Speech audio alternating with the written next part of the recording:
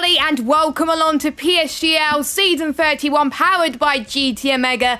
This is the top tier on the PlayStation platform, and we head to the Red Bull Ring for the Austrian Grand Prix for the opening round of the season. We got 20 drivers who've came from F1 and F2 last season, all vying for the F1 crown by the end of the season. My name is Jess Ball, one of your commentators throughout this season, and joining me in the commentary box, I'm delighted to say, it's Mr. Aidan Carter. How are you doing tonight? I'm doing very well, thank you, Jess. Thank you for having me once again on top tier comms this season. Really looking forward to this season on the new game.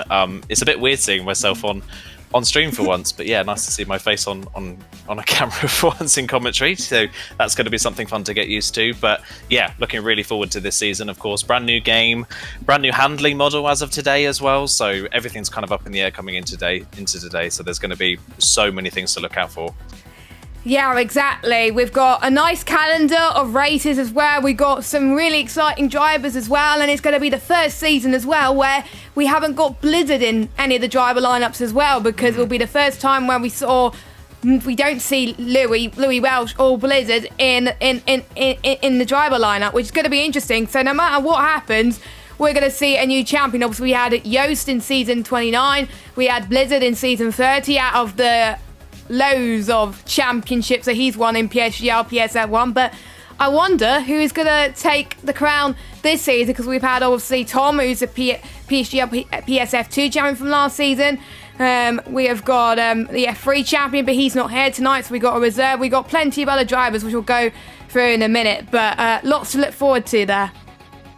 Yeah, really lots to look forward to, like you say, and there's so many drivers as well from F1 last season that had great seasons that are now, you've got to say, probably favourites coming into this. So people like Dinerco, who have had great seasons last season, Santeri as well, another one that could be a real factor. So yeah, there's a lot to look out for tonight. And of course, with it being a new game, there could be someone that springs a surprise that could jump right to the front of the field without us really knowing. I know in previous races that I've seen so far throughout other leagues, Facecam has been one that's done very well as of recently in the start of this game. So that's a new name towards the very front of the field. So yeah, going to be a lot to look out for tonight.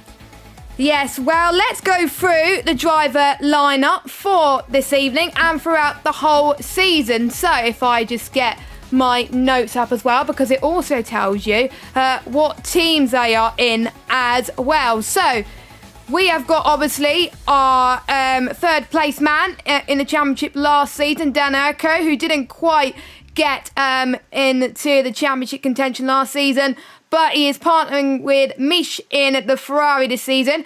We got Santeri and Corey in the McLaren, also known as Corny, by the way. In the Williams, we got Fuzilio and Chiquita, both were in F1 last season. We got the return of Brot in the Mercedes versus our F2 champion from last season, Tom Robbo, in the Mercedes. In the Alfa Romeo, we got Philip Valters and H. Eagle, both from F1 last season. In the Alpine, we got VSR Jensen, and we've got F3 champion Rudy, who's not here tonight. And I believe that it will be Kazizel that'll be filling in for him in the Alpine. In the Alpha Tower, we got Fede and Asakoma. Aiden was just talking about Asakoma now. He could be one to watch. In the Red Bull, we got Fabi and we got Markados, who I believe I haven't seen before, but he has been in PSGL for quite a bit of time, so someone to watch out for as the season goes on. And in the Haas, we got Ogiano, who was in F1 last season. We got Rowan, who was in F2, finished P6, I believe. He was also known as Bowen. And in the Aston Martin, two F2 drivers from last season. We got Louis VLT, who had a very good season last season, got quite a few podiums. And we got the F2 runner-up from last season as well, looking to make amends, Namaya, also known as Barat. And I don't know why he decided to change his gamer tab, but those are your 20 drivers for this season. And we got a full grid as well, and we may as well get to the action. And you can't see it at the moment, but it doesn't look very nice out there, does it? It is absolutely, well, it's not really chucking it down, but you know what I mean. It's not the best of weather.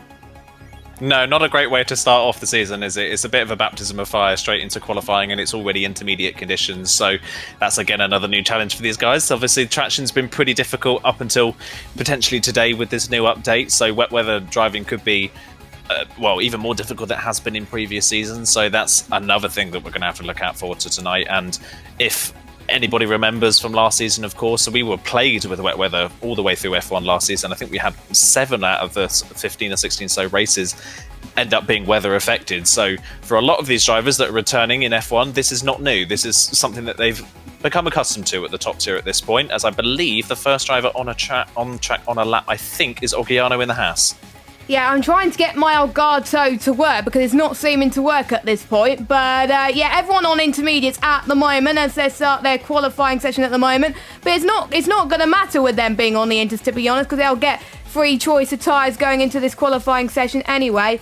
So, to be honest, for some of these drivers, it won't matter at all. But drivers to watch out for, like we said, Santeri, who finished P5 in the standings last season. We got Denerco as well to watch out for. Could be a good qualifying. We saw in F2 last season, this season, just now in qualifying, pole was a 104.1, I believe.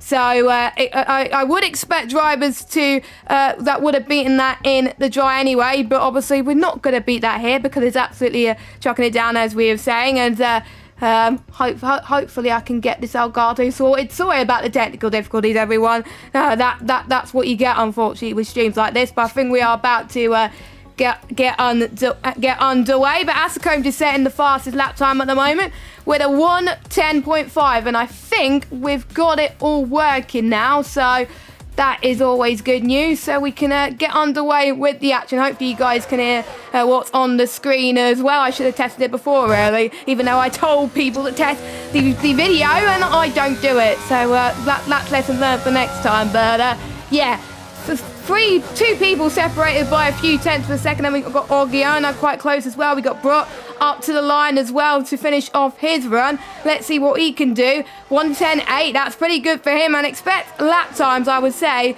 people to go on more than one lap on the intermediate tyres. Because if it's going to be a wet race, then they're not going to have as many inters for the race because it's going to be for the whole weekend. So I think these are for these drivers just to get these tyres up to temperature, because the tyre warm-up is quite difficult on this game.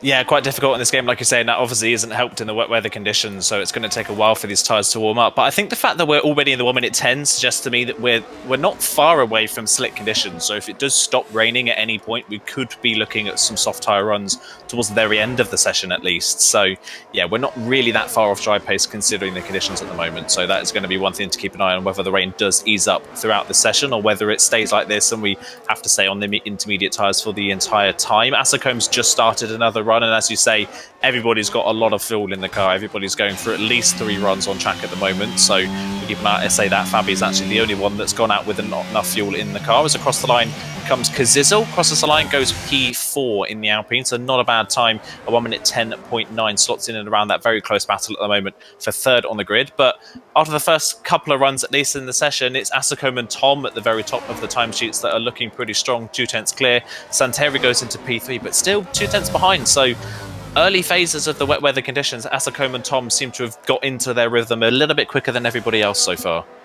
Yeah, they are as well. And obviously, Facecam being a huge part of F1 last season, Tom coming up from F2 as well. He was a part of the final race in Bahrain last season, I believe, as well, but got very unlucky towards the end there. And Binder made contact with another driver, and he wants to, I think, get rid of those gremlins from the end of last season. But we did see the social races a few weeks ago, and pretty much most of them was commentated by James Head, who commentates on F2 this season. And we saw the likes of Tom and Facecam up front, and we saw the likes of Santeri in social races not performing that well to its intent. He was near the back in some of the races as well, so good to see him up there at the moment as well. Denerco down in 10th position, not what I'm expecting him as well. H. Eagle down in 15th place. Chiquito, I was expecting him to be up in the top 10, and he's only 13th place. But don't forget, like you were saying earlier, Aiden, new handling model. The patch only came out, I believe it was about lunchtime today. Some people barely had any chance to practice because some drivers have had work, but there were some people that were very lucky and had school holidays. Lucky them. I wish I could trade your lives, please. But yeah, for some drivers, the only chance they had to practice was half an hour before the race. Yeah, it's a little bit poor timing, isn't it? Not really our luck that we've had the handling model come out on the day of the first race of the season. I think a lot of drivers will be a bit frustrated about that, especially since the handling model before the update, it took quite a while for a lot of drivers to get used to. It was quite difficult, wasn't it? Especially on traction, it was very difficult. And now, after a month and a half of the game, of getting used to the game, that's all completely gone. And we're back to something a lot more similar to what we've had in previous games. So a lot of drivers who have maybe been up to speed in the first month and a half of the game have now got to completely rethink how that they drive and completely alter their driving style once again for tonight. So yeah, I think we'll see a few drivers tonight that may struggle a little bit to get used to the new handling model, but will get stronger as the season goes on, as Facecam improves his time by just under a tenth of a second to a 10.5. DirectX did improve as well to go P4 on a 10.6, so it is getting a bit closer at the top of the timesheets. And still the weather remains fairly stagnant. It's not really dried out, but it's not gotten a lot wetter, so everybody's just kind of still going out on the intermediate tyres. We're nearly halfway through the session now, so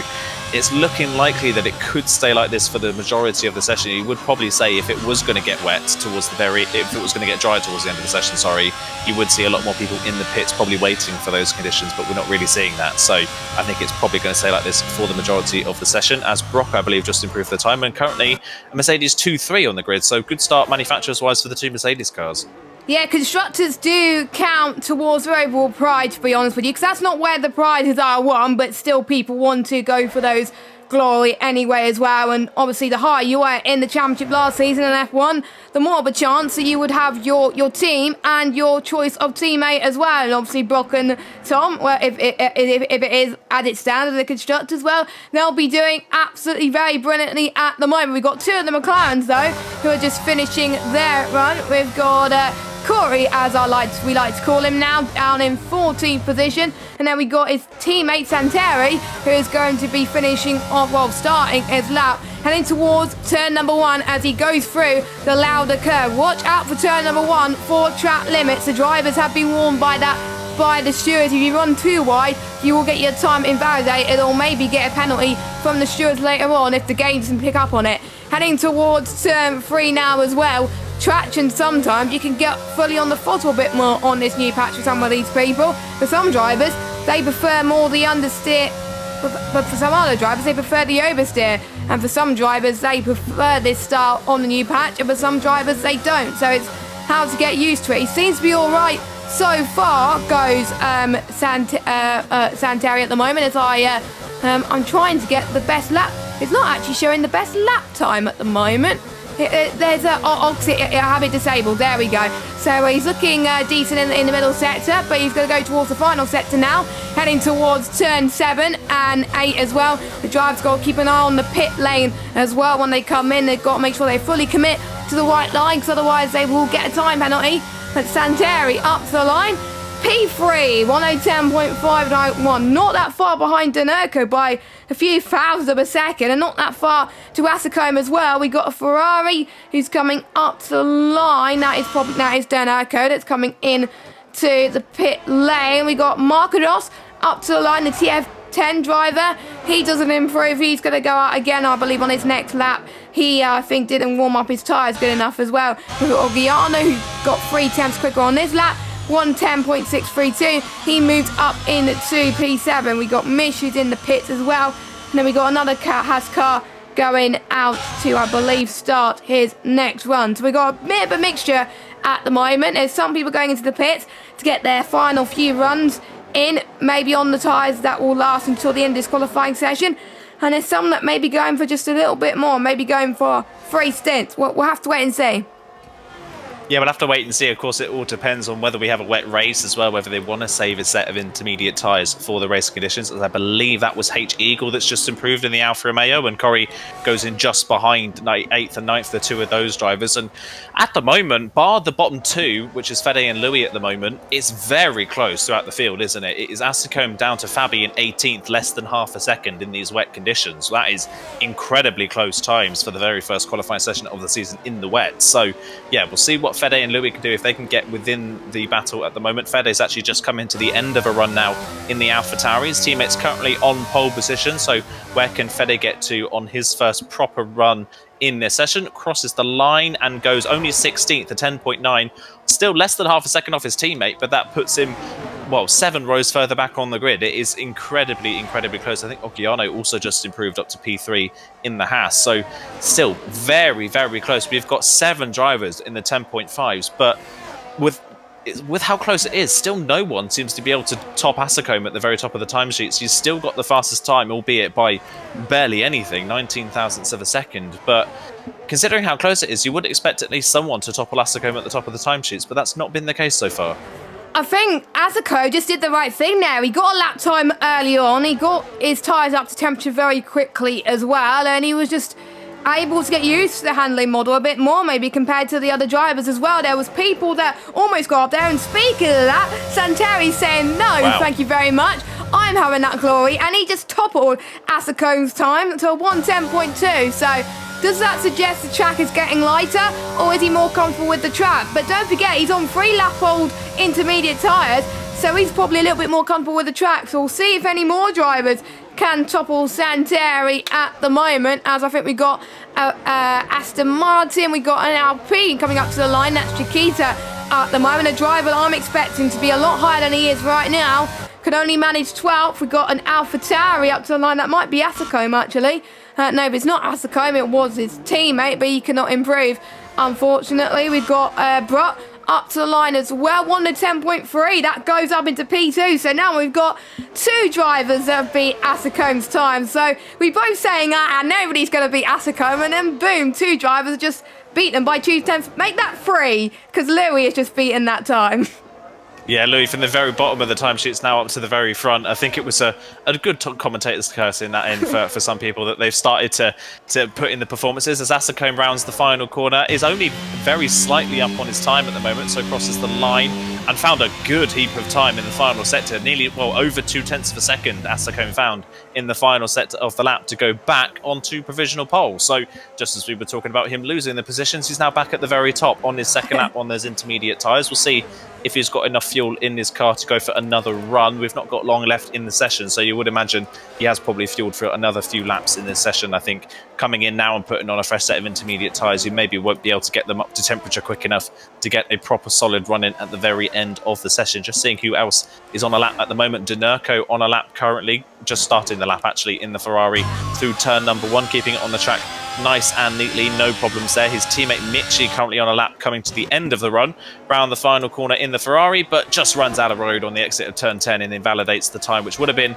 a 10.5, would have put him in P5 that lap time, but a small run wide at the final corner, and it's an invalidation. And that's just the case with Austria, isn't it? Austria's track limits are pretty brutal, so any slight error in terms of track limits, then you're going to get heavily punished for it.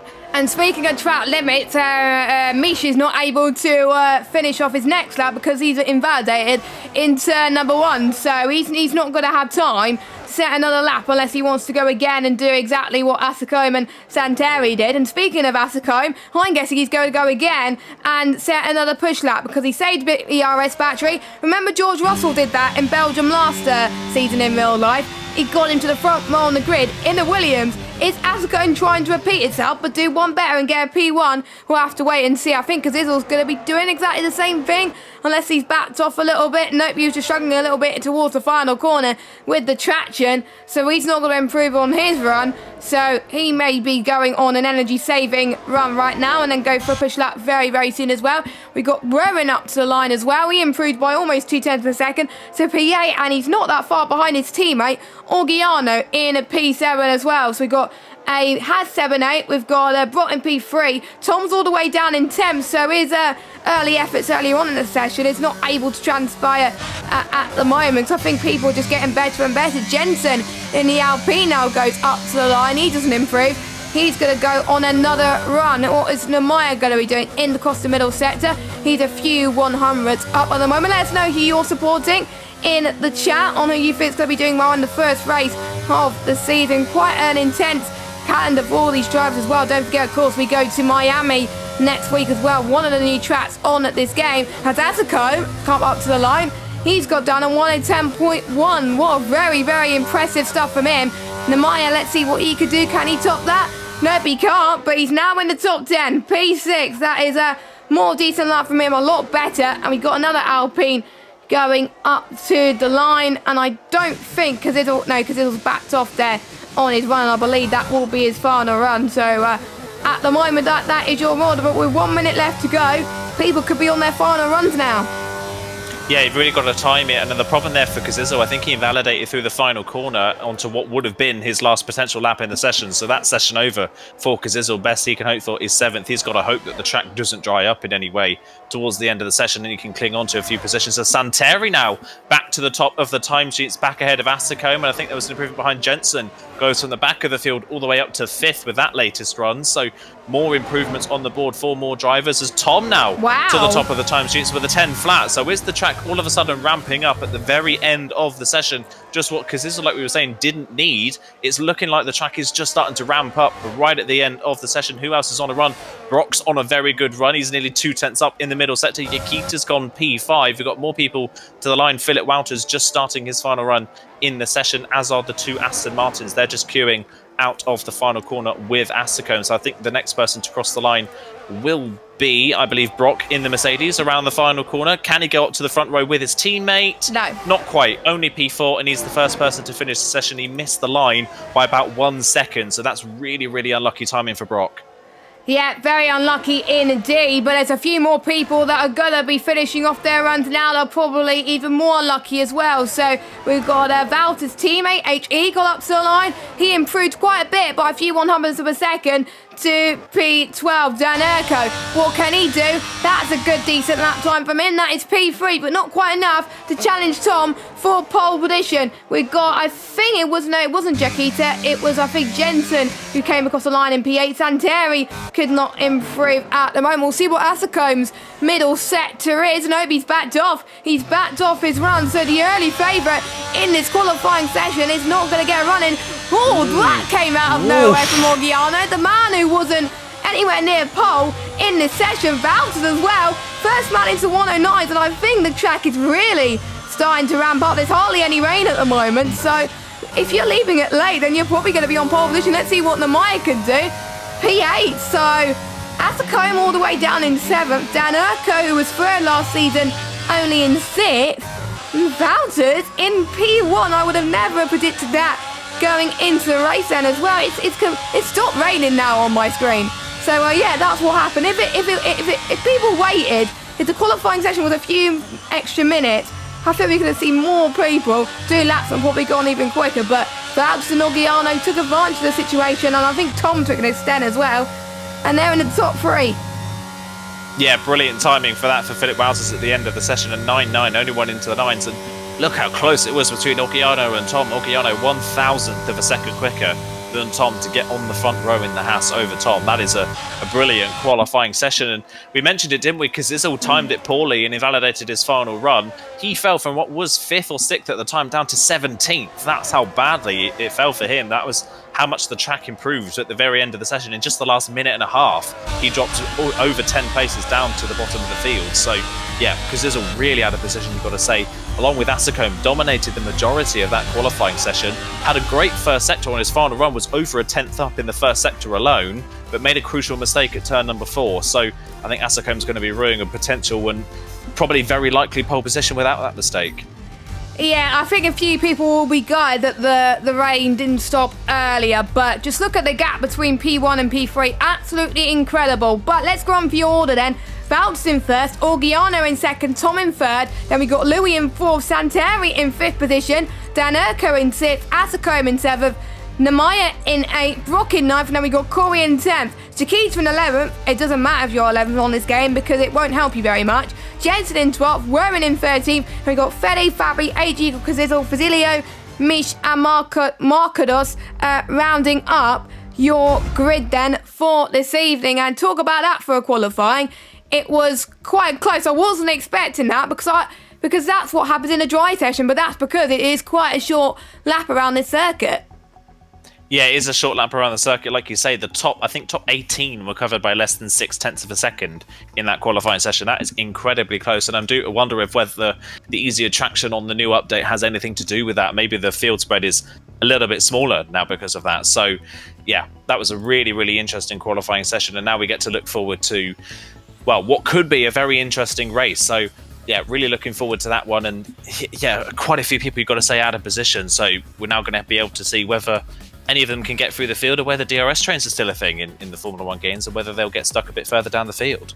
Exactly, but before we go into the qualifying session, we have got a little word from our sponsors, GT Omega.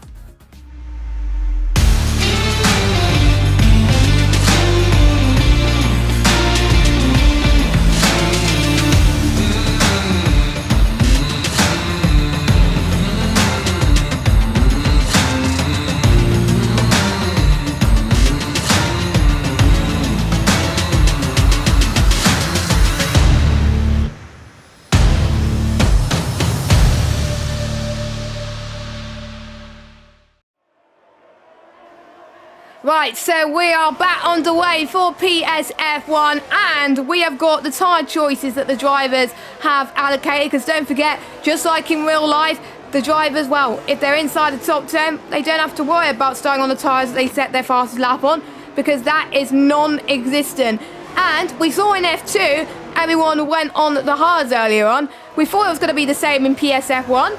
Well, it's completely different. Everybody is on the hards, except one driver, Nemaya, also known as Barat, down in PA. That is something I wouldn't have gone for, and that is a strategy that I have not noted down in my notes. I'm guessing he wants to get past the field pretty quickly, but the softs don't tend to last long on this game around Austria. Only 11 laps, so that is a bit of a gamble strategy, but maybe you know something that we don't. Maybe there could be rain on the cards, but I don't think so, because we've got all other 19 cars that are on the hard compounded tyres.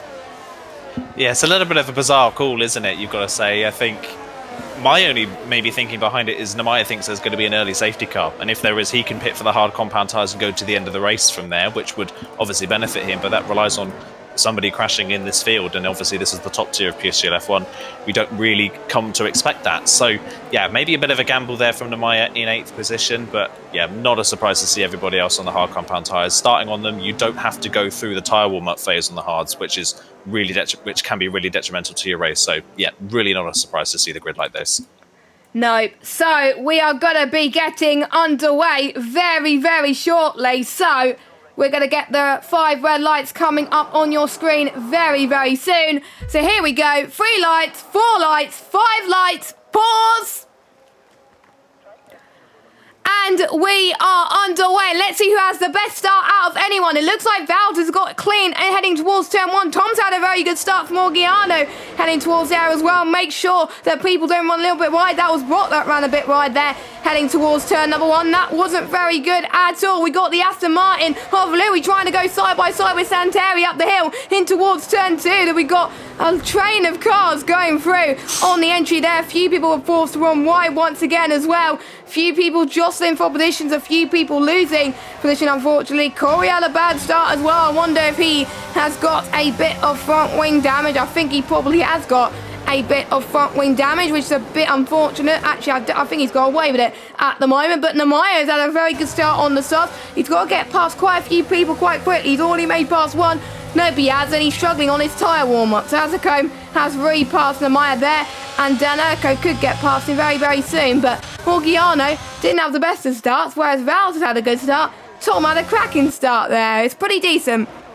Yeah, pretty decent start from Tom, like you say, and he was the only driver in the field to overshoot his grid box, so he actually started too far back and still managed to have a great start from it. So yeah, brilliant start from Tom. Further down the field, Jensen's picked up some front wing damage, but damage isn't too detrimental on this game, so he's continued on in the Alpine, but you can already see in turn 1 he's understeering quite wide of the apex, so he'll be under pressure fairly soon, as Nemaya's going backwards rather than forwards on those soft compound tyres, which is really, really interesting to see. We know that as part of this new patch, the tyre pressures are a little bit more sensitive in terms of when it comes to tyre temperature. So if you're running too high pressures, you can overheat the tyres incredibly quickly. I'm wondering if Nemaya's already struggling with a bit of overheating maybe, because it is so bizarre to see him drop off the hard runners in front already. As further down, Kazizel and Brock go side by side, and Kazizel up 6 places already. So he's making amends for that poor qualifying, up 6 places. I think he's the person that's gained the most places on this opening lap so far. So yeah, great recovery so far from Kazizel, but a real shock to see Nemaya not really making any progress at all.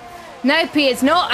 And to be honest, obviously, with the new handling update as well, the change to the tyre pressures mean if you run too much higher tyre pressure to the right, then you're going to be in a lot of trouble. So you've got to run as low tyre pressure as you can, and maybe Nemaya has forgotten to do so, or maybe he only had a few minutes practice and forgot to change his setup, because some of these drivers have probably saved the setup. So he's probably hoping it's going to be an early safety car so he can possibly go on the hards later on, because the hards could last a little bit of a fortune around this track. So we'll have to wait and see how he fares as well. Let's look at how many position gains there are from the drivers then. So we got Tom that's gained 1. Biggest gainer actually is because it's all up 6. It looks like he could gain another position here from the Red Bull compatriot of Fabi heading down towards turn number 4. DRS will be activated. It's actually activated now as well, and I think we're starting to see the DRS train have a concertina effect at the moment, and not many overtakes being made, and I think everyone's in the same train, so it's going to make things even more tricky.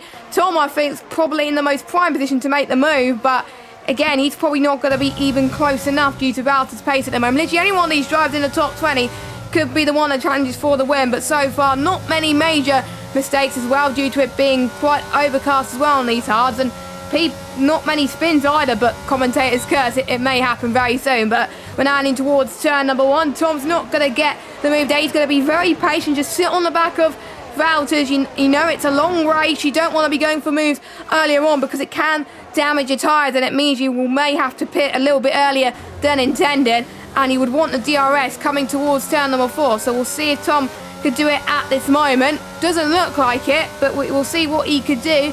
He's a little bit further back, but again, he's just going to wait until it's a good moment. I think Santeri is going to be doing exactly the same. And I think I spoke to some of these drivers, and they find overtaking, I think, a lot more difficult on this new update with the DRS trains. But I hope it's not the same for us when we're watching it. But the drivers haven't had much races to get used to. Obviously, they only had a couple of hours, so we'll see what they can do as the race goes on.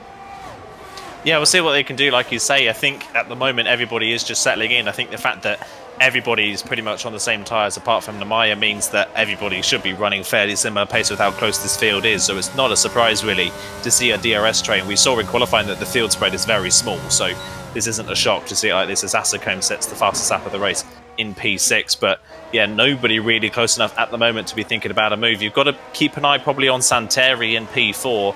Oggiano's teetering on the edge of losing DRS range to Wouters and Tom in front. Wouters and Tom are being much more conservative on the ERS usage. Oggiano's got a little bit less in his tank to use, and Santeri behind, I think maybe just getting a little bit held up by the Haas so far. So I think Santeri's got more pace than 4th at the moment if he can find a way through, but with the DRS trains that is nigh on impossible. Looking further down the field to see if anybody's close enough. Brock on the back of Kazizel, not quite close enough. Once again, Marcador's actually going for a move down the inside of H Eagle at turn 4 and gets the move done. So first overtaking the DRS train a bit further down the field there, and Mishy's trying to find a way through as well on the Alfa Romeo, but just can't find a way through coming up in towards turn at number 6, as at the back Fusilio is the person at the very back of the train, just struggling to keep up a little bit. But I think we've really got to wait for this race to kick off once Nemaya either comes off the soft compound tyres or starts to struggle. And I think starting to struggle might be now, because he's just teetering on the edge of that 1 second window. So the second he drops out of that DRS range, Nerko going to be straight on him. Yes, indeed, and I think Dan Urko is probably going to try and get him right now. He's going to be right on the big gearbox very, very soon, but again, he's just going to be very patient, because you never know.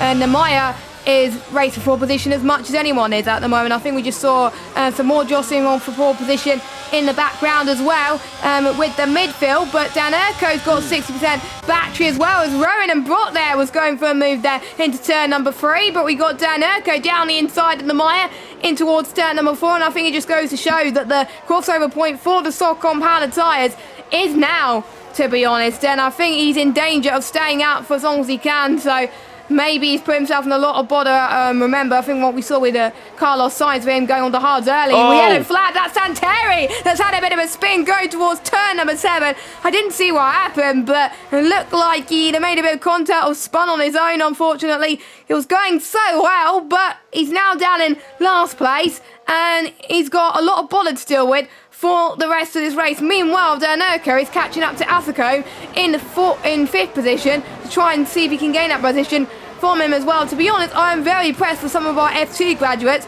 from last season, as we're seeing Asako trying to get past one of them in towards turn number 3. I'm a bit surprised he went for the move there, because Louis going to get the DRS. I think Louis didn't really want to go for the move anyway, but would he regret it going towards turn number 4? I think Chiquita may get Dinoco here. No, he's not going to get Dinoco here, but Louis has to stay behind Asako for the time being, so Asako definitely did the right thing at the moment, and he's got to find a few attempts to get within DRS of Olgiano at the moment. But the closest battle out of anyone is between Valtis and Tom, but still, Tom is just playing the weighing game at the moment. He wants to save his tyres, he wants to make the hards go on for as long as he can, because he thinks there's going to be no safety car, and he thinks he's going to go on to the mediums a little bit later on. Don't put on the pressure too early, because that's where mistakes happen. So that is what he's going to be doing at the moment, as I think we're seeing more midfield trains. I think with Markados as well, as Fabi's gone for a spin as well towards the final corner, and I think that's front wing damage. Yeah, that is front wing damage for the Red Bull driver. Yeah, that is a real shame. It's now starting to kick in, isn't it? People are now starting to push just that little bit more at the start of the race, and now we're starting to see the spins. I was on board with Santeri actually for his spin. He simply just dropped it on his own coming out of turn number 7 through 8. So, yeah, just a mistake there from Santeri. We were bigging him up as well earlier on, weren't we? He struggled so much in the social races, but he's improved so much in the first month of this game. But, yeah, just a costly mistake all on his own has put him at the back of the field. He's now at least got someone that he can follow in Fabi, but they are way off the back of the field, and that spin for Santeri has separated the top 3 now. Olgiano hasn't got any pressure from behind, so the top 3 can start to disappear up the road if they've got the pace. Asako, I think the last person they wanted in 4th was Asako, because he's looked so fast so far on this game, but you can tell Asako's pushing. He is out of ERS. He has got none in his reserve at the moment. He is trying his hardest to get back within DRS range, but at the moment he's a bit too far back. He's not quite there as of yet, and if he does make a slight mistake with that ERS being so low, Lou will be right back on him and straight back past him again. So Asakom's just got to keep pushing and hoping that Olgiano makes a mistake in front so that he can get within DRS range. Meanwhile, Namaya's gone off the road number 1. I don't know if he was helped off the road there by Kazizel, but I think it's fair to say that Namaya's soft tyres has not worked whatsoever, as unfortunately Fabi has retired in the pit lane, so he is out of the race. Here's our first retirement. That won't trigger a safety car. But yeah, Namaya on those softs, I think it was definitely the wrong call. He's now down to 10th, and he is really splitting the field up.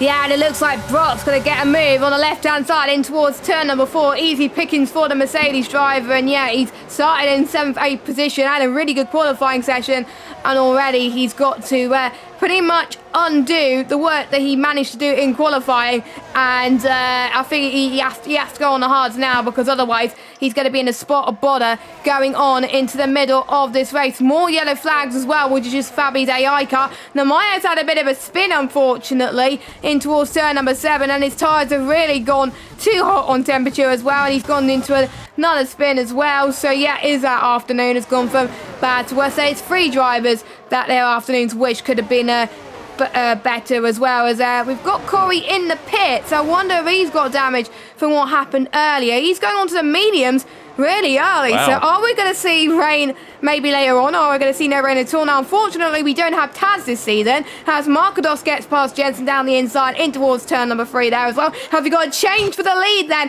Has Tom managed to dive and move there in towards turn number 4 and say thank you very much, I got the DRS, and he is now your race leader at the moment, your F2 champion from last season, who won 6 races in a row, 7 races in total throughout the whole season as well, and he's ready to make a statement saying, if I could do it in F2, I could do it in F1. Not many people have done it 2 seasons in a row, where he won a F2 championship one season and he won the F1 championship a season after as well. But Tom has proven that his promotion is definitely well deserved, and he's also one of those drivers who's settled into this game quite nicely as well, and he's also standing very well to this handling of motor as well. But watch out for Valtis and Olgiano though, in towards this middle part of this first stint, because they could be catching up like no tomorrow. As we saw, Valtis had a little bit of a squirmy moment there heading towards the middle of turn number 2, which was a bit unfortunate as well. Ascombe has dropped a little bit of pace there as well.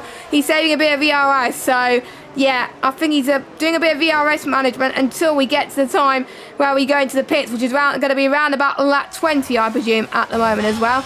Danaco, I think, could go for a move on Louis in towards turn number 4. He is not going to go for the move towards turn number 4.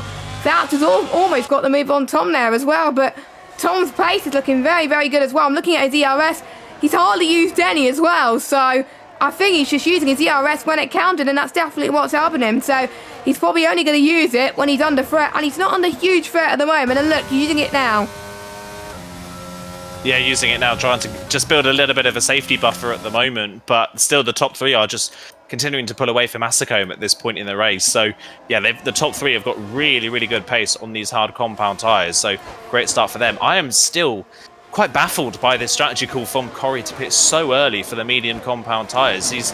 I mean, the hards are not struggling at this point in be slow at all. They are still in the very good part of their life. So the medium tyres aren't going to be that much faster, and it's going to make them go 26 laps. They are going to be very, very poor by the end of this race. So everybody else is likely going to be on fresher mediums by potentially around 10 or 11 laps. So I feel like Corey here is going for a short-term gain, just going to plummet through the field at the end of the race, just like what we saw Nemaya do on the soft. So I am, very confused by this strategy call from Corey. Is further up the field, Roman's got the move done on Kazizel. So Kazizel had a great start to this race, and he gained 6 places at the start, but he's now just starting to slowly drop just a little bit. He's now down to 9th. He was up to 7th at one point, now down to 9th, and Brock is what Mercedes trying to get up into 10th place. We've got the field now kind of split into 4 groups, haven't we? We've got the top 3 all together. We've got Facecam down towards Yakita, P4 to P7 all together. Then you've got Rowan, Kazizel and Brock all in a group. And then it's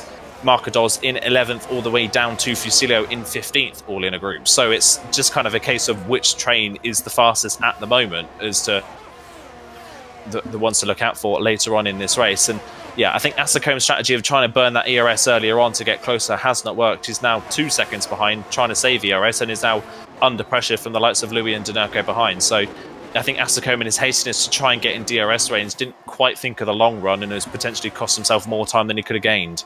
As we now head towards turn number 4, the famous moment where we saw Lewis Hamilton and Alexander Albon make contact, George Russell and Sergio Perez with Mercedes and Red Bull there, as we've had another spinner there. I wasn't quite sure what that was. It's Michi who has spun there in towards turn number 3. We've seen quite a few people run wide there as well. And that's a retirement on the track. That could trigger a safety car, as we've seen many a times in Austria before. First used in Formula 1 back in the 70s, Mark, and it was not formerly known as the authorised ring back in the day as well. And then it was the A1 ring back in the 1990s, and then as we know from around about 2010 to 2012, it was the authorised ring. As Chiquita is out of the race, and I believe that is a 4-course yellow. No, it's not. Yeah, it is a 4-course yellow. It is safety car. So where did he bin it? They binned it towards the final corner. So that is unfortunate. That may have brought Corey back into this, but I think surely that would have to put people onto the mediums early. It can last to the end of the race, but you are pushing it a little bit there. But no, Corey's not going to stay out. Neither is Santeri. They've got some fresh mediums in their pocket. They can get to the end, but they're still going to lose a chunk of time. So pretty much the damage is already done and dusted at the moment. But surely everyone has got to go now and pit onto the mediums. I think everyone's got some fresh mediums now. You can't use mediums in qualifying anyway, so it's a no-brainer. Yeah, it's a no-brainer. It's really the only strategy call you can make at this point in the race, isn't it? You've got to come in for a set of medium compound tyres. So those that have got 2 cars near each other at the front of the field are really going to struggle in this pit stop phase. They're going to obviously double stack with some cars. The problem for Corey here with that early pit stop, with that safety car now coming out, that you only get 1 set of mediums now for a race weekend on this game. So you can't use any medium compound tyres in the qualifying, and you only get 1 set of mediums for the race. So he can't pit onto a fresh set of mediums. So what Corey has done is pitted back onto the hards he was already on at the start of the race, because you only get 1 set of hards. So Corey now is completely off strategy and on the wrong strategy entirely. So yeah, Corey's race here is pretty much done for. You've got to say there's no way he can recover from this unless we've got absolute carnage in the latter stages of this race. So yeah, been a real disaster for Corey at the end of this one. One person this does save is Nemaya. I think Nemaya's strategy, we can all agree, was not the best of strategies, but this at least now puts him back on the same strategy as everybody else. So he can now, as I say that, it could put him on the same strategy as everybody else if he decides to pit, which he's decided not to. So Nemaya and Corey at the back of the field are going to stay on the hard. As you know, Corey's come back into the pit lane for a 3rd time, so I don't think Corey can I don't think Corey can really make his mind up at the moment as to what he wants to do. I think he might be going back on to the mediums he was just on, potentially. Yes, he is. And he's going for a front wing change as well. So it's all going on in Corey's race so far. He's had many a pit stop and many a strategy changes, but now he's back onto the mediums he was just on, yet they are 4 laps older than everybody else. So again, he's still at a disadvantage.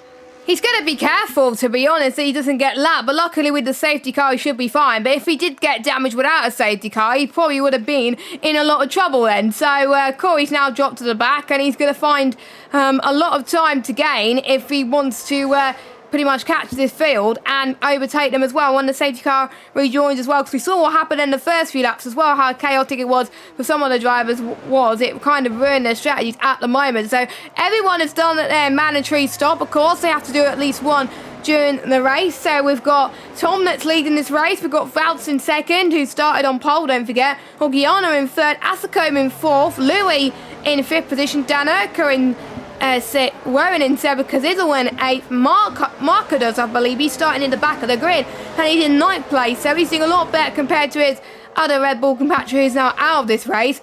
Brock, though, he's in 10th with his teammate first, so he's got a lot of work to do. But then we got Fazilio, H. Eagle, VSR Jensen, who pitted. Santelli obviously had to pit once again, so did Fede. Namaya stayed on the hard for quite a bit, but he's the only one on those hards, so he's got a lot of work to do. Then we got Corey, obviously, who had to go onto the mediums that he was earlier on, which is going to be, I think, a little bit of a miracle once again as well. Let us know your opinions in the chat on who you think is going to do well in the safety car restart. Don't forget, we are sponsored by our title sponsor, GT Omega, so a big thank you to them. You can use the 5% discount code, which you can check the link out in the description. Use PSGL at checkout for 5% off of GT Omega products, and you can also check out our other sponsor, Grid Rival, premiersimgl.com/Grid Rival, where you can join our F122 Fantasy League. And Ada, we got the safety car coming in. Everyone has caught up. Who's going to be the one that times this right? Well, it's going to be interesting, isn't it? Tom now gets to be able to lead this restart. One person that has really benefited from the safety car, I've got to say, is Asacom. He struggled, didn't he, to try and recatch the leaders, and he was dropping back. He's now right back within range with a full tank of battery. So I would say the second half of this race. And now we get to see who's been able to adjust their setup for the update, whether the tyres in a good temperature or not, as Tom is already gone, and he's caught Wouters absolutely napping. Tom has gone well before the penultimate corner, and Wouters is almost a second out of range already by the time they get to the final corner.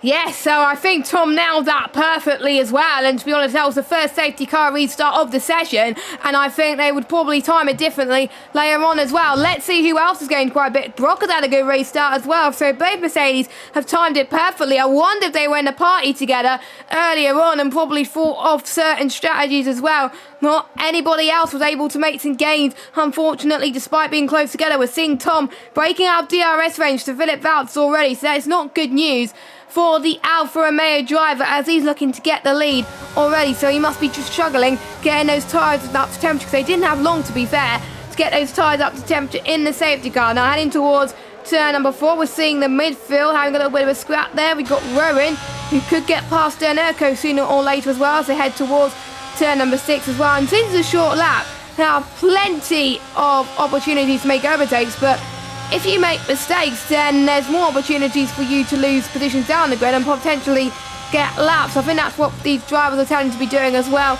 Less opportunity for people to spin, even though we've seen quite a few spinners already, as we're seeing Tom setting the fastest lap already. So he's liking those medium tyres already. He's definitely pushing. Nobody is setting the fastest lap at this moment in time, as I think we are starting to see no other major changes. DRS will be activated on the next lap, so we could see some changes there, but at the moment, very, very quiet, because Valves is out of DRS. Orgiano could get him. We'll keep an eye on him in the next couple of laps to see what he could do, but Tom, he's pretty in no man's land in terms of he's leading this race and dominating, but anything can happen in Formula 1, and it usually does.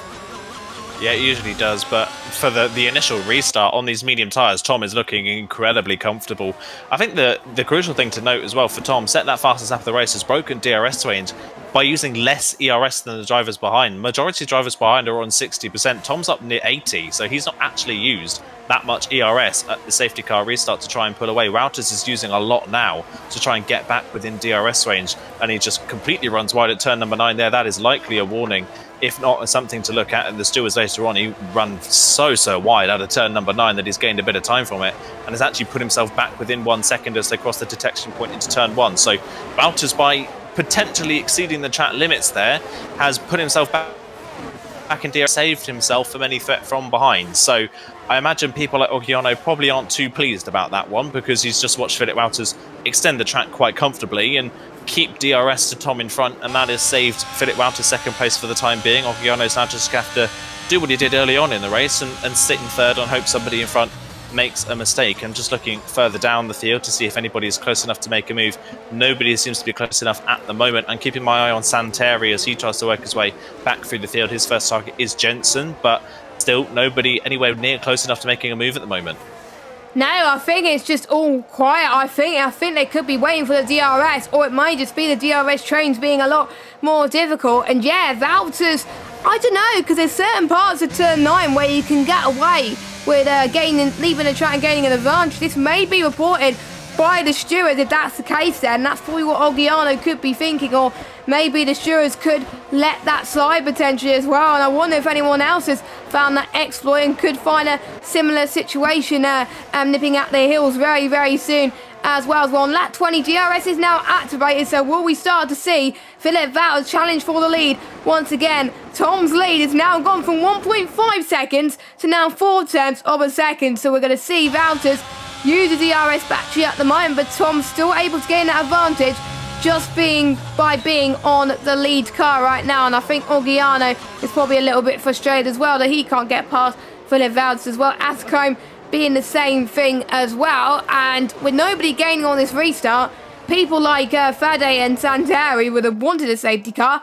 It didn't happen. Namaya wanted a safety, well, it did happen, but they're down in 17th position, 16th down there at the moment, and they're probably going to want another safety car to happen, but it may not happen, so they've got to try and get through as many cars as they probably can. It may be a thing that is just hard to overtake on this game around Austria, but again, they didn't have enough time to practice as we had another spinner. That is Santeri once again.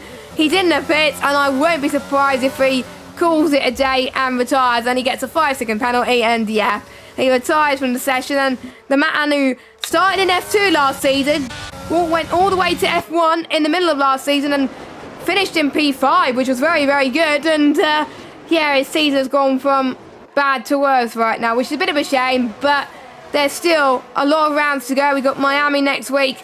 There's still plenty of opportunities. We've got his AI car going at the top of turn 1, so I thought it was someone that's gone off, but no, it was his AI there. But yeah, we're down to 16 runners, and Fusilio's gone for a little bit of a spin. There's once Santeri's had a spin, Fusilio had to spin, everyone had to spin. So yeah, another driver who I was expecting to do well is unfortunately not doing well. Yeah, it's weird, isn't it? It seems to be in this race so far that once Santeri has a spin, that's like a trigger for everybody else, and then everybody else starts spinning in sympathy almost. And yeah, first person to do it this time around is Fusilio, and Fusilio's actually gone for another spin on very hot tyres. So that is just the case really now with this update. If you do spin and overheat your tyres, it's incredibly difficult to bring them back down to temperature again. So not surprised to see him go for another spin.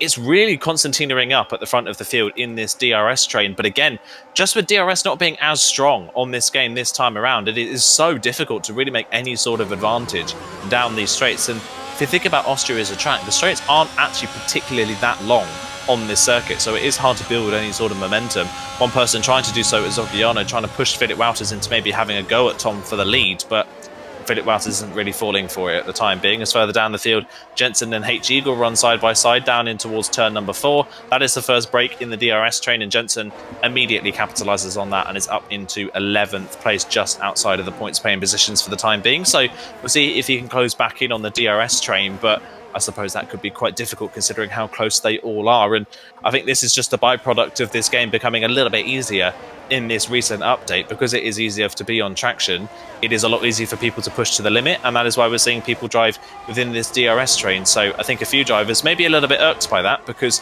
before this, DRS trains maybe weren't going to be the order of the proceedings tonight, because the field spread could have been a bit bigger. That is no longer the case, so now that completely shifts the dynamic of these races. I'm still looking at Oggiano to try and make a move on Philip Wouters, but just nowhere near close enough. And being third in the DRS train, the second car with DRS, is you're just not gaining anything in a straight line, so you're just relying on the cars in front to make a mistake. Yeah, I think that's what he's going to be doing at the moment, and it's not that long to go until the end of this race. Lap 23 of 36, we're pretty much heading towards the final third very, very soon, as we got H-Eagle that's got past Jensen in towards turn number 4 there. And we saw Fetty almost going for the move there too, as well, as he almost capitalise as well, and we're not seeing any brave moves in towards turn number 6 like we saw with the last patch that happened, which is a bit of a shame. Not many people taking many risks a little bit late on as well, which I think people are probably saving tires and probably trying to keep their position as well. And don't forget the top 10 do score points here at PSGL. It's P1 that gets 16 points overall, and it just shows that it could be very, very close between the top positions, and it's not like the normal Formula 1 point system as well, just to make things a little bit more exciting here at PSGL PSF1. So we could see Valve just going for the lead here, heading towards turn number 3. This is the first change in the lead since the safety car restart. Then late on the brakes, nicely timed from him, and we got Orgiano that's been allowed Tom to be caught napping, as Orgiano could get Valve heading towards turn number 4. Can he? No, not quite. So we got an Alfa Romeo versus the Haas versus the Mercedes for P1, 2 and 3, and I thought Azicone was going to capitalise on that, but he did not there as well. But very well behaved from Orgiano there as well. I do not know what happened to Tommy. Probably didn't see what happened to Orgiano what happened to Orgiano. He was right on the inside line, heading towards turn number 3 there. There was so much action happening, and Louis could have been involved in that as well. But instead of Tom versus Valdez vying for the lead, it's Valdez versus Orgiano. I think Valdez had the most to gain out of this situation as well, and I think Thomas has got to try get Orgiano now to make sure he can fight for first position again. He probably wasn't expecting to be in this position anyway, but he's probably gutted that he lost not 1 but 2 positions out of all this. He's going to go again. He's going to get the slipstream from Orgiano then heading towards turn number 3. He's going to take the same line as Valters did, but this time to no avail. Orgiano took a similar line, and he did last lap as well.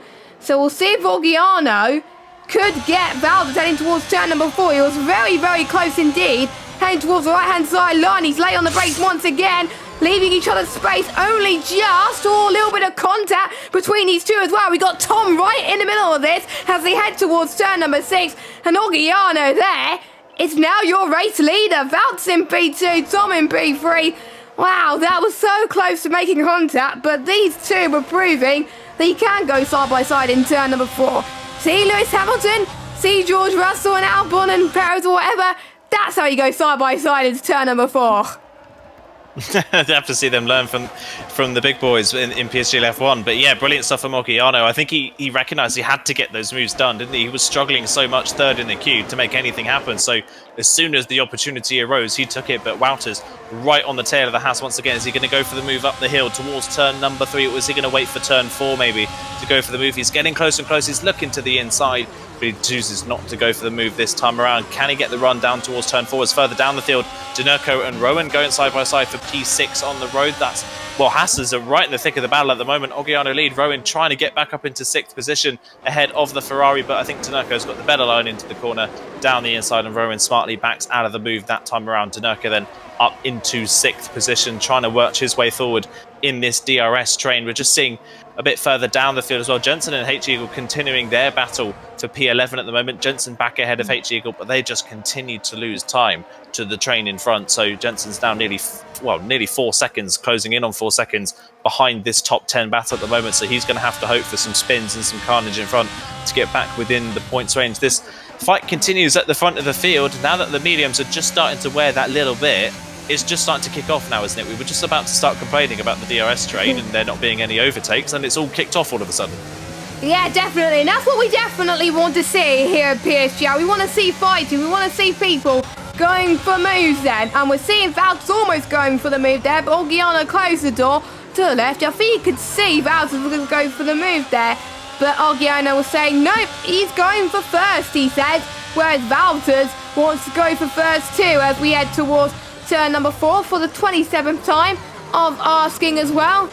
And are we going to see Rowan do the same on Denurko? Not quite. Markados is actually the first person to pick up a time penalty. Everybody else has kept it clean in terms of time penalties, which is a bit shocking, I would say, in terms of Austria. I thought more people would get time penalties back in the day in Austria. I think I remember back in the day in F1 2020, everyone get penalties left, right and centre. I think I was one of them.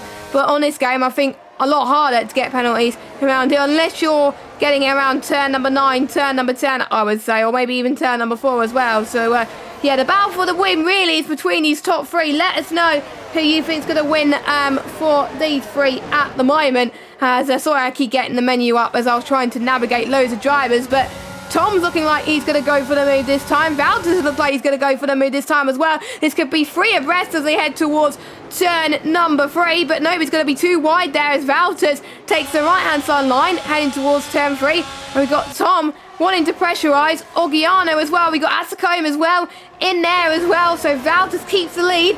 Ogiano in second. Tom stayed in third. Yellow flag, that I think is Facilio that's going into the pits, or did he bin it somewhere? I think he must have binned it somewhere. So, yeah, he's had another unfortunate wars, that's to be said. But another change of leader. Valtters is holding on ever so slightly, but we got another penalty because this all gets a 3-second time penalty. I just talked about penalties and then more people start to get them.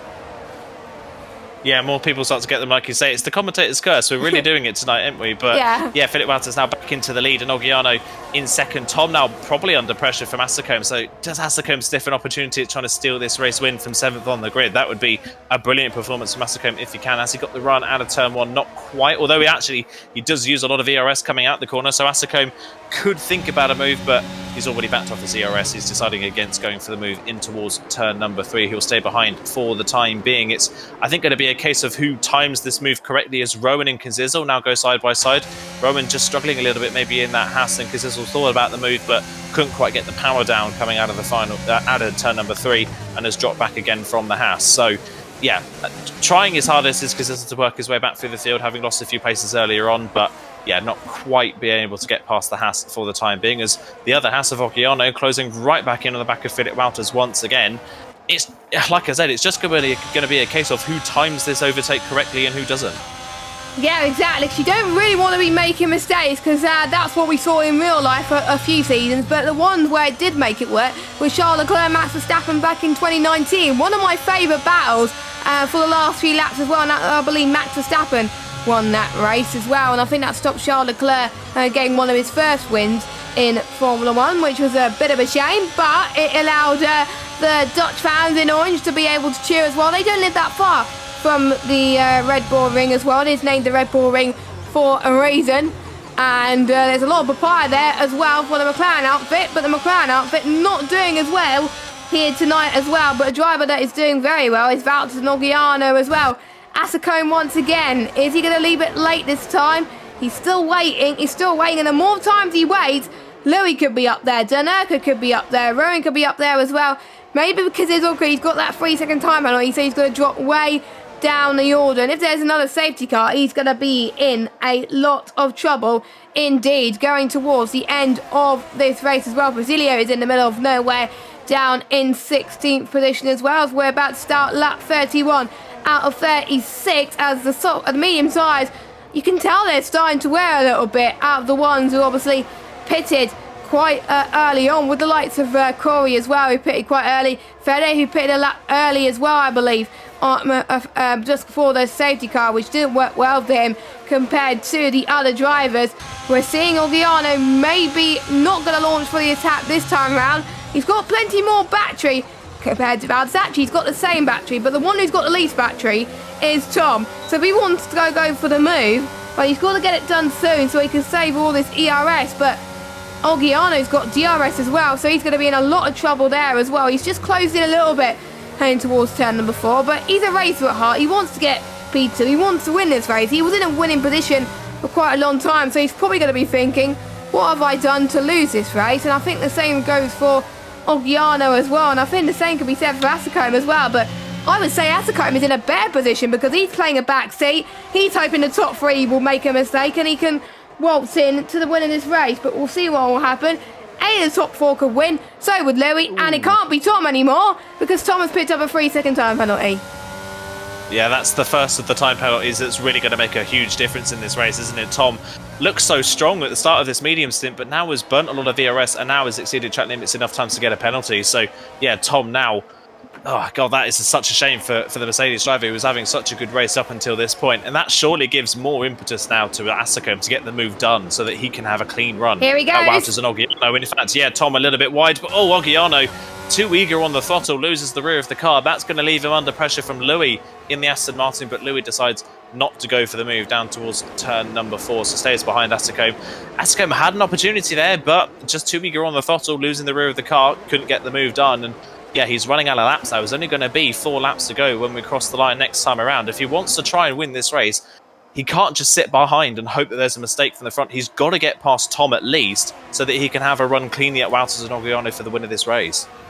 Yeah, he's got to at this point. If you leave it too late, then you're probably going to end up getting a time penalty yourself, as Basilio said in the fastest lap of this race. But you know, Wouters has got some time in his pocket, and it's all about consistency for the final few laps. It's very important with 1 lap pace in terms of qualifying, but in terms of the race, if you can't translate that into race pace, then that's why you're going to lose so much more time. And I wonder if Oggiano's tyres is starting to wear just a tiny bit, or maybe Tom's starting to gain some more momentum. We'll have to wait and see, but maybe he's just driving in frustration at the moment because of that time penalty, as we got a spinner. Ooh. That is Rowan, who lost a few positions down into P10, and he could lose another one to Mercado as we make the way towards turn number 4 as well. To the left-hand side, I think Rowan just about defends from Mercados, and I think that could almost have been 1 position lost there for Rowan once again, but luckily Mercados has got a time penalty anyway, so that's nothing to worry about. But he was running down at 7th or 6th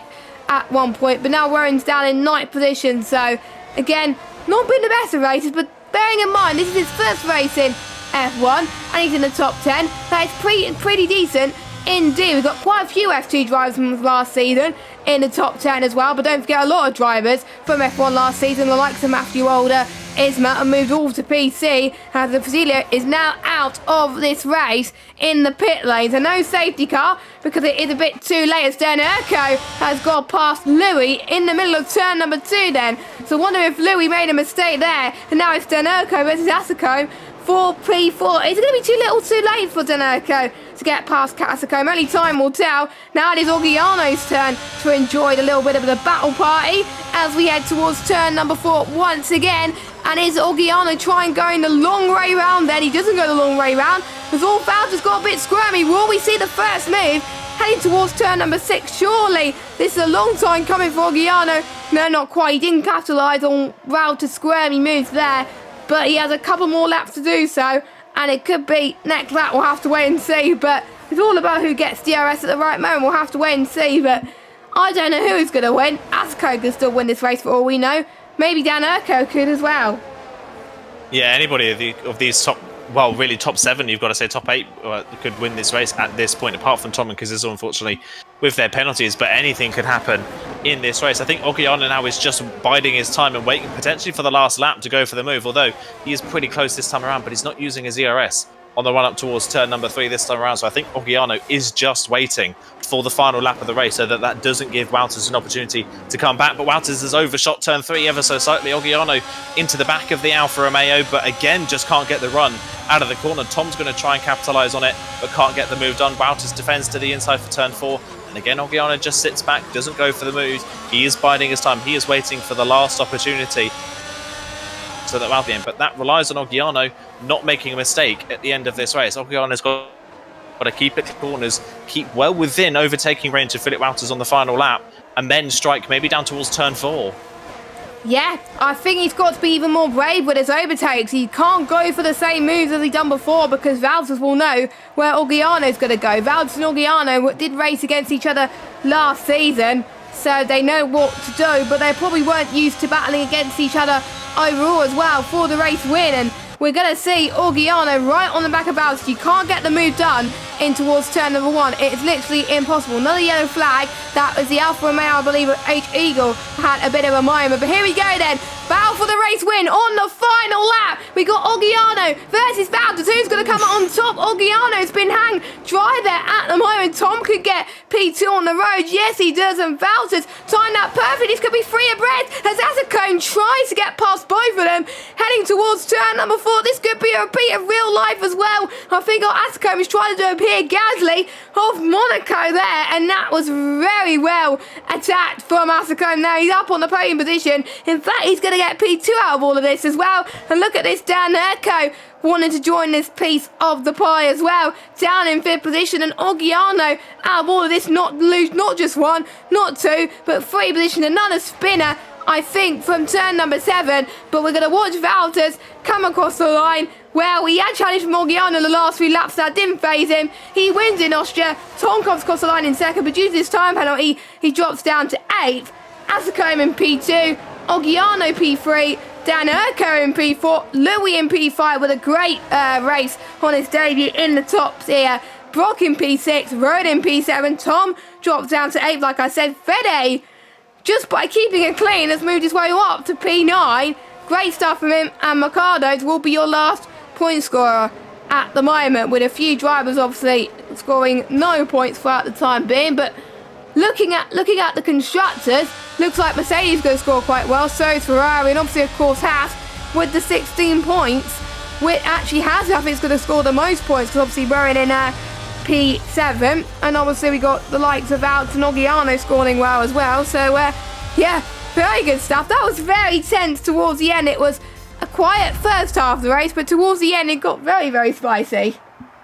It did. I think everybody, like we've always seen with DRS trains, they were just waiting to the very last moment to go for the moves. And yeah, Oggiano left it too late, didn't he? He didn't take any of the opportunities that came his way earlier on in the few laps beforehand. He waited till the last lap, and when it came to the last lap, Valtters knew exactly. He placed his car on the inside of turn 3. They both braked late for turn 3. Wouters kept it on the road, just plain and simply in trying to outbrake Wouters, outbroke himself and just missed the corner. So that's on Oggiano, really, unfortunately. Wouters defended that one brilliantly, read the situation brilliantly as well, and that is the first win of the season for the Alfa Romeo driver. Great way for him to kick off his campaign. But yeah, I think Oggiano will be frustrated from that one. I think just too late in the day, really. He left the move too late. I can understand why he's left the move to the final lap. He wants to wait so that Philip can't get an opportunity to re-overtake, but in doing that, he let Philip Wouters know every single one of his moves, and Wouters was able to defend every single one of them. Yeah, so let's run through your order then before we go into the podium interviews. We've got Wouters at 1, the race there with a perfectly timed move in the final lap defending from Oggiano there. And then we've got Ascombe in P2, then we Oggiano in P3, then Urco P4, Louis the Frenchman in 5th. We got Brock in 6th, Rowan in 7th, Tom 8th, Fede and Mercados were your final point scorers, and your final finishers are Cazizl, Jensen, H. Eagle, Corey and Namaya. Well, Namaya kind of wish he would have been in the top 10 because he would have got the fastest lap. But your DNFers are Fazilio, Santeri, Jaquita, Mish and Fabi there. And, well, there was a few drivers that thought that this race couldn't get any worse. But at least they had more time after tonight to get used to the new handling model for next week's race in Miami, because they didn't have very long as well. Imagine what it could have been if they had a few more days extra practice. But, well, it is Valtters that will lead the championship going into the next round next week. Yeah, great start to the season for Wouters, and just kind of compare last season for PSGL F1. You've got to think Philip Wouters, of course, was in the Williams last season alongside Isma battling for the title all the way through the season, and Wouters kind of took a back seat last season, really, in that Williams seat. He wasn't the standout. We had a couple of podium finishes, but nothing really more than that from the season. What a turnaround for the start of this season to be able to win on the first race of the season and get pole as well in that race as well and defend it brilliantly. That's a proper turnaround from last season for him. Same for Asicome. Asicome only got a podium at the very end of last season for PSGL season 30, and now is right at the front, one of the fastest, possibly arguably maybe the fastest driver today, but just obviously the DRS train at the end not really playing into his favour. So yeah, a lot of turnaround really in who's fast in PSGL F1 this season. Wouters and Asicome, two drivers that were towards the midfield, maybe the back of last season, and now right at the forefront this season.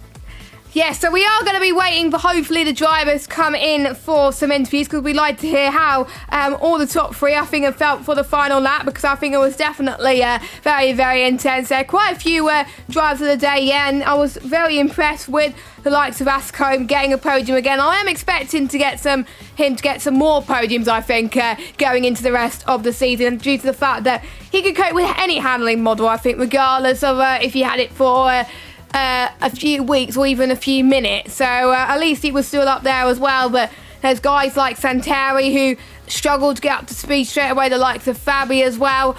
It is not as long of a season compared to previous iterations, like season 30, for example, season 29. So there's not many opportunities to recover if you have a bad race one. But luckily, there's Miami, like we said, next week. And if you don't turn it around then you're going to be in for a long season ahead.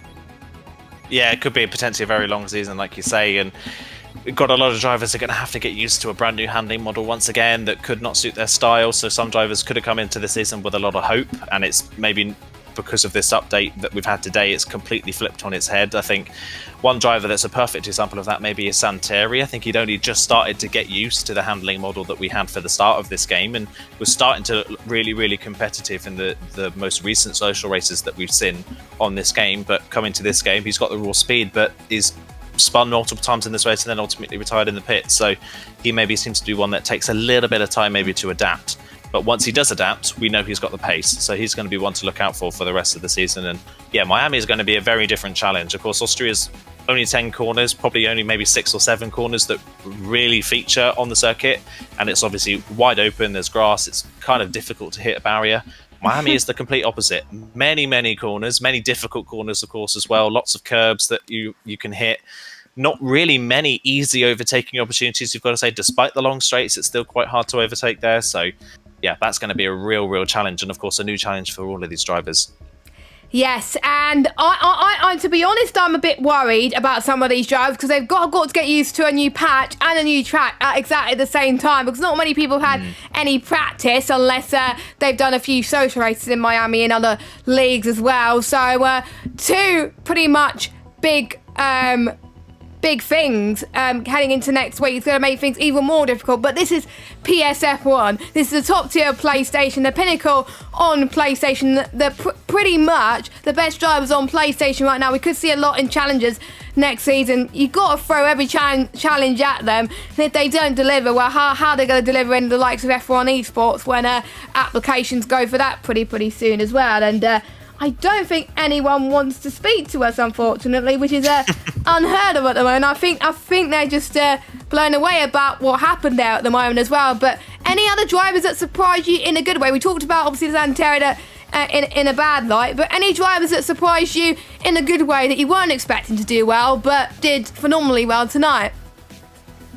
I think Orgiana is definitely a standout. Again, another driver that had a few glimpses of great performances last season, but ultimately couldn't really ever get the job done. He struggled quite a lot to finish the races where he started last season. He was a bit of a, what they call a qualifying merchant in the league racing community. But this season, he did well in qualifying. This race, at least, he did well in qualifying, and he was strong in the race as well.